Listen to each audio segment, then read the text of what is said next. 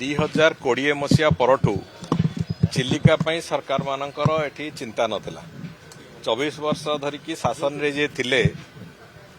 सेमानंको तो निश्चित भाव मोर प्रश्न जे 24 वर्ष भितर चिलिका पोती हो गला, चिलिकार मत्स्य संपद ध्वंस हो गले, चिलिकार परिवेश ध्वंस हो गला, इकोलॉजिकल इक्विलिब्रियम शेष हो गला, किंतु चिलिका 2000 मसीहा परठू ड्रेजिंग टिके भी हो पारला नहीं। पाखापाखि मुहाण गोटे लंबा डिस्टेंस से उपरकू चलला किंतु उत्तर दिग को, किंतु से भी कौन प्रकार योजना कले नहीं। चिलिका चारिपटे रोहुथिबा लक्ष लक्ष मत्स्यजीवी अणमत्स्यजीवी परिवार जो माने निर्भर करते चिलिका उपर जीवन जीविका चलीगला। से दृष्टिकोण को आखि आगे रखिकी आमे भी निर्वाचन पूर्व से कथा कही जे चिलिका पुनरुद्धार आम गोटे प्राथमिकता रहिबो। एवं आज किछि दिन तले तो मो माननीय मुख्यमंत्री अनुमति क्रमे केंद्र अर्थमंत्री को राज्य तरफ भेटिकी भी आमे तांको अनुरोध करथिलु एवं चिलिका को ministry of forest and environment तरफ जहाँ सहायता दबा कथा सीडीए माध्यम रे ताको दबा पई से भी सम्मति दैछंती, जहा कि तार प्रावधान भी करा जायछि। एवं आज सबुठु बड़ कथा होछि चलित बजेट रे माननीय मुख्यमंत्री चिलिकार पुनर्विन्यास चिलिकार संपूर्ण विकास पाई जहाँ अर्थ लगिबो से कथार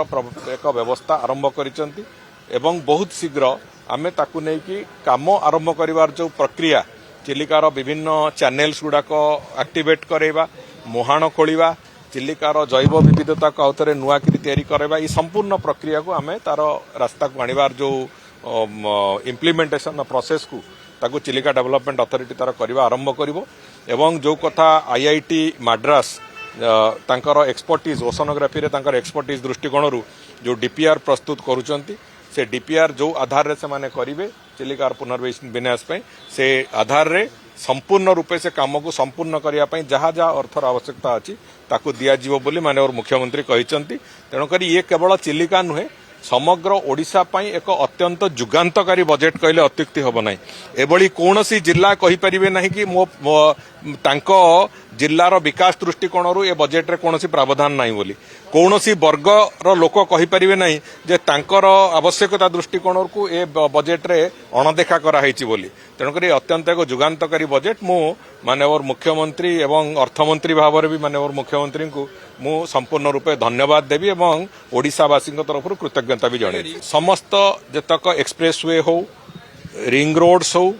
स्टेट हाईवे गुड़िक 4 लेन करने विषय हो, ये समस्त कथा को बजेट रे संपूर्ण रूपे व्यवस्था करा जायछि एवं